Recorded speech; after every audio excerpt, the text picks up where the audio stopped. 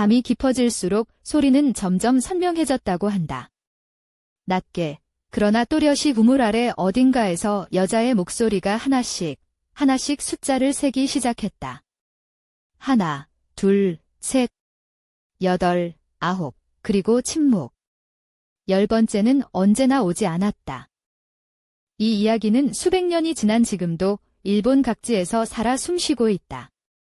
누군가의 창작에서 비롯된 것인지 아니면 어딘가에서 실제로 일어난 일이 씨앗이 된 것인지 아직 아무도 확신하지 못한다. 다만 분명한 것은 오키쿠라는 이름이 수백 년 동안 지워지지 않았다는 사실이다. 에도 시대, 17세기의 일본은 오늘날과는 전혀 다른 세계였다. 어두운 실내, 종이 장호지를 통해 스며드는 달빛, 그리고 낮게 속삭이는 이야기들.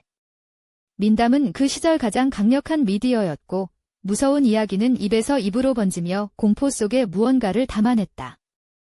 사라야시키, 명옥부라는 이름은 접시가 있는 집을 뜻한다. 그리고 이 이야기의 중심에는 언제나 오키쿠, 국라는 여성이 있다. 그녀가 정확히 누구였는지, 어디에서 살았는지 그 질문에 대한 답은 지역마다 조금씩 다르게 전해진다.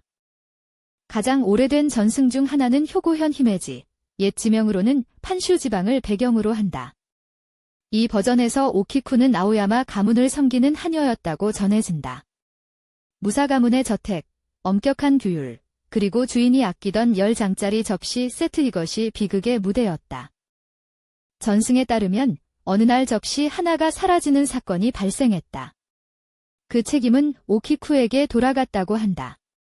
실제로 그녀가 접시를 깨뜨린 것인지 아니면 억울하게 누명을 쓴 것인지 이야기는 버전마다 달리 전하지만 결말만큼은 하나같이 같다. 오키쿠는 죽었다. 그리고 그날 밤부터였다고 한다. 고요한 어둠 속에서 그 목소리가 들려오기 시작한 것이 하나, 둘, 셋 작업에 이르면 목소리는 갑자기 끊겼고 그 자리를 처절한 울음소리가 채웠다는 전승이 있다. 이웃 사람들은 잠 못 드는 밤을 보냈다고 전해진다. 그런데 에도 지금의 도쿄 반조 지역에는 전혀 다른 배경의 오키쿠 이야기가 전해진다. 이 버전의 오키쿠는 어떤 남성과 얽힌 훨씬 더 복잡한 관계 속에 있었다고 알려져 있다. 사랑인지 집착인지 분명치 않은 그 감정이 비극의 도화선이 되었다는 것이다. 반조 버전에서는 오키쿠가 왜 죽어야 했는지, 스스로 목숨을 끊은 것인지 아니면 타인에 의해 목숨을 잃은 것인지조차 명확하지 않다고 전해진다. 죽음의 경위가 모호할수록 이야기는 더 많은 해석의 여지를 남긴다. 그리고 그 공백이야말로 괴담이 수백 년을 살아남는 토양이 된다.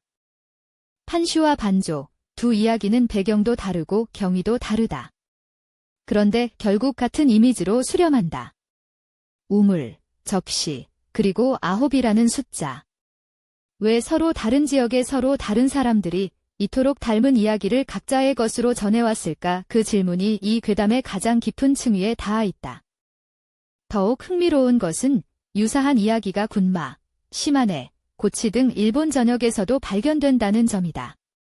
등장인물의 이름과 세부 내용은 달라도 여자 부물 접시 끝나지 않는 셈이라는 뼈대는 놀랍도록 일치한다. 이것을 단순한 우연으로 보기는 어렵다. 에도 시대 중반, 이 이야기는 무대 위로 올라섰다.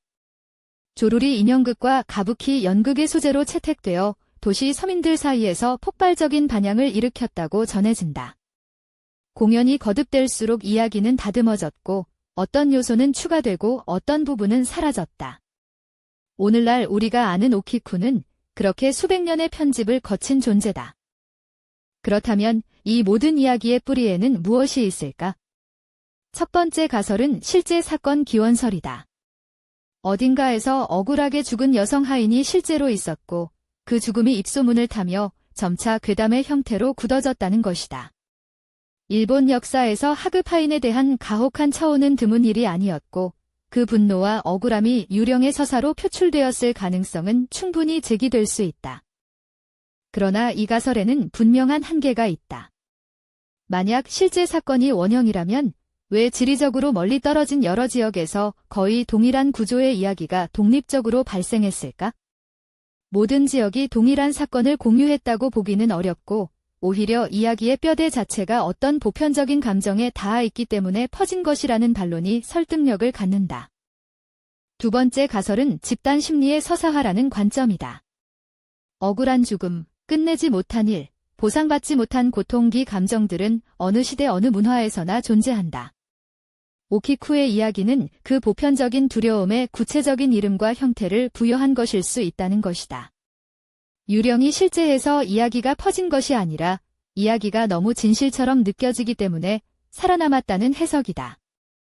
그렇다면 아홉이라는 숫자는 무엇을 의미하는가? 일본어에서 아홉을 뜻하는 는 고통, 과 발음이 같다. 이것이 단순한 언어적 우연인지 아니면 이야기를 만든 누군가가 의도적으로 심어놓은 장치인지는 알 수 없다. 다만 아홉에서 멈추는 셈이 영원히 완성되지 않는 고통을 상징한다는 해석은 이 이야기를 떠올릴 때마다 등줄기를 서늘하게 만든다. 어떤 가설도 이 이야기를 완전히 설명하지 못한다. 실제 사건의 기록도, 민담의 최초 출처도, 오키쿠라는 이름의 여성이 실존했다는 구체적인 증거도 아직 발견되지 않았다. 수백 년이 지나도록 이야기는 사라지지 않았고 그 사실 자체가 또 하나의 미스터리가 되었다. 오키쿠의 목소리가 왜 아홉에서 멈추는지 그 대답은 아직 어디에도 없다. 어쩌면 이 이야기는 처음부터 끝을 갖지 않도록 설계된 것인지도 모른다. 10번째를 기다리는 것이 바로 우리이고 그래서 수백 년이 지나도 오키쿠는 여전히 새고 있다. 당신은 어떻게 생각하는가? 그녀가 새고 있는 것은 정말 접시일까?